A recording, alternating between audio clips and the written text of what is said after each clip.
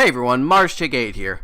Uncharted 4 is possibly one of the most aesthetically beautiful games that I've ever played to date on the PS4. Just the sheer amount of detail that Naughty Dog has put into their environments, the characters, and the atmosphere of the game is definitely something worthy of praise. Add that with a strong but fun story, incredible dialogue and interactions between most of the characters, a strong and fluid combat system, a shit ton of collectibles to explore and find, and a multiplayer that is actually pretty well put together, and you have a pretty amazing game. I cannot praise this game enough about how much detail went into the development of the environments and the characters. This world is filled with these awesome landscapes that have these impressive structures that are covered in thick green foliage and flowers that sway almost realistically with wind effects. Add that with beautiful lighting and shadow effects, the stunning crystal clear water with vibrant plant life, and the beautiful sound effects that they add, those simple things like water dripping or frogs croaking, and you have a game where at certain areas it feels like you're really in paradise. There are so many points in this game where you just stop and stare and it's just like, I want to go there, I want to see that, because of how beautiful it looks.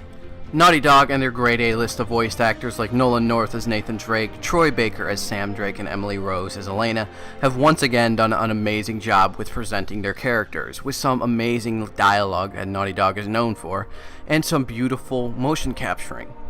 I will admit though that I felt like Sam Drake was a bit awkward to introduce into the Uncharted lore, seeing as there are really zero mentions of him in previous game, including Uncharted 3.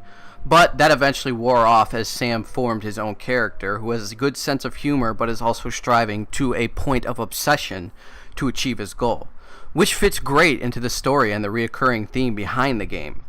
Elena is still as awesome as ever, and the scenes between her and Nate are as funny and as emotionally strong as they have been in any other Uncharted games. You feel like these two characters truly care for each other the same way you feel like Victor Sullivan truly has your back no matter what. The interactions between these characters are so well done that it really allows you to connect and relate to them. While most of the characters in the story are great, the villain characters are not. Nadine is fine. She's this badass mercenary who basically is just trying to reclaim the reputation of her private army, Shoreline, but she can straight up kick the shit out of Nathan Drake.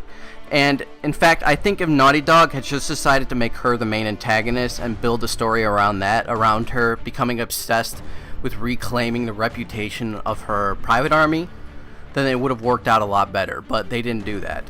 And they went with the main villain being some guy named Rafe Adler, who is, to say bluntly, a fucking joke. I'll get into spoilers a little bit later, but I will have to say this. Out of all the Uncharted games, the two worst villains in my opinion are Rafe Adler and Harry Flynn. Yeah, Rafe is as poorly developed as Harry Flynn was. There are a number of new things that Naughty Dog has done with Uncharted 4. In the previous game, one of my biggest complaints is that there really wasn't any stealth system. There were stealth elements, but they were used so vaguely, and most of the time it didn't even matter because it was just going to end up in a big firefight regardless of how hard you tried to stealth your way through a mission. There would always be that one enemy that would be blocking your path you needed to get to, and he would be positioned in a corner or someplace where you couldn't reach him or get past him without being seen and immediately alerting every guard in the area. Or, in the case of fucking Uncharted 2, you'd stealth your way past all the enemies you needed to get past, you get to the area where you needed to go, and then as soon as you tried to leave, a cutscene plays where two enemies suddenly appear from behind you, out of nowhere, kill you, and force you to start the mission all over again. Well, thank God that bullshit isn't in Uncharted 4. There is now a decent stealth system which allows you to make your way through a number of encounters without actually having to fire a single shot. It's more like a basic Assassin's Creed stealth system, which is funny because I feel like this game took a lot of influences from Assassin's Creed Black Flag.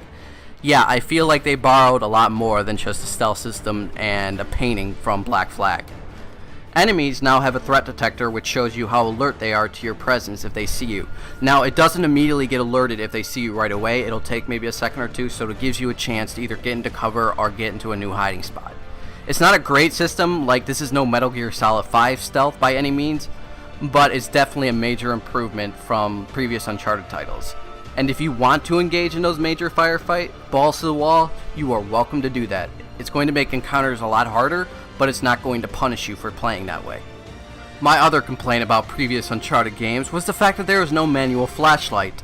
The Last of Us had one, so did Uncharted 4 get one? Nope. Nathan Drake, the only adventurer who goes into caves, ruins, and other dark, spooky-ass places that bats usually like to call home, and doesn't pack a flashlight. Come on, Naughty Dog. Speaking of The Last of Us, though, Naughty Dog definitely took a lot of elements and features they used in The Last of Us and brought it over to Uncharted 4. For one thing, the journal Nate uses now acts as more of a place to store information like letters or drawings that you discover throughout the game, rather than being used as a puzzle-solving tool seen in previous titles. The letters also do a great job of adding details to the backstory of the settings. Another element of The Last of Us that came over to Uncharted 4 is optional conversations. There are these moments throughout the game where characters will talk to you and a little speech bubble pops above their head to show these optional conversation interactions. They're just little tidbits of dialogue that add detail to the backstory of either the settings or the characters. So my initial playthrough of the story came out to a pretty decent 15-hour long campaign. I spent an additional 7 hours hunting down all 109 treasures, 25 journal entries, 23 journal notes, and all the optional conversations. Uncharted 4 makes it actually pretty easy to figure out where you need to look for all these things by including a list in the chapter select for all the items located in each chapter and how many you've already collected. So that was nice. They also have an Explorer difficulty which is specifically set for hunting these things down and not having to worry about enemies too much. There's also a very good reason why you want to collect these items. They give you points which allow you to unlock various things like new skins for your characters to wear, concept art, and there's a shit ton of it which I absolutely love. You can unlock various weapons which you can choose to use during chapters. There's render modes which you can use to change the appearance of the world from something basic like filters to more advanced things like cel shading and 8-bit graphics. Then you have game modifiers which you can unlock and allows you to change the behaviors of the game, like turning off gravity, making everything in slow motion, messing with audio, and the crowning motherfucking jewel, infinite ammo. So I have to say that this game's endgame content is actually pretty good. Plus it also has 2 higher level difficulties above the moderate level I originally played it on. It has a hard mode and it has a crushing mode. I simply don't have the patience or tolerance to deal with those, but if you're up for the challenge, they are there for you. So let's kind of wrap this part up and then we'll get into the multiplayer and some of the moments of the game that I really want to talk about, either because I really enjoyed them or because I didn't. That will be probably a spoiler segment, so I will warn you guys beforehand. Anyways, the combat in this game is as smooth and precise as it's ever been. They got a bit wonky in Uncharted 3 with the combat and how aggressive the enemies were compared to Uncharted 2, so I'm glad that they didn't keep going with that. The level designs are beautifully sculpted with more options and routes for you to take, and the new grappling hook mechanic definitely adds to that. They also use this in the combat encounters, giving you various options of how you're going to approach the battle.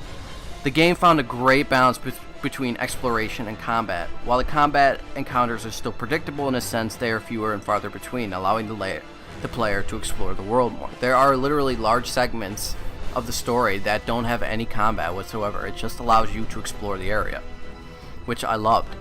There was a couple of other little complaints I had about this game. One was the fact that there are times when I skip a cutscene and there's a loading screen.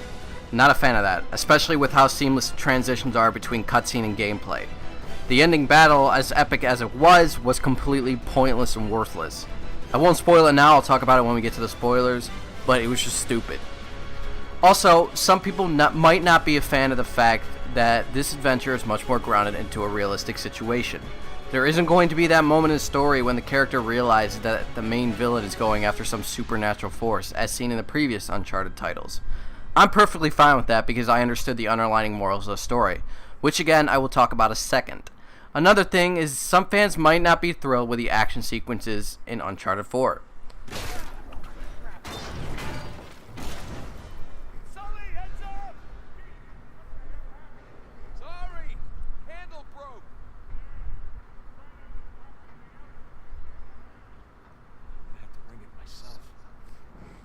Oh, you already know what's about to happen. It's gonna happen, watch.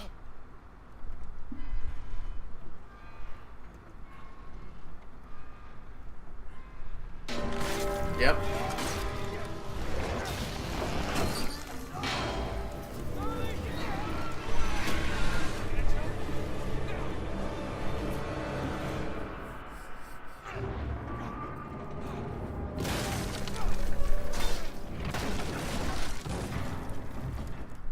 So yeah, they're they're in the game, they're just not as insane and over the top as Uncharted 2 or 3's were.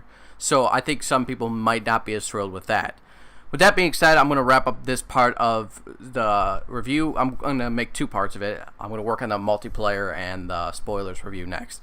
So stay tuned for that.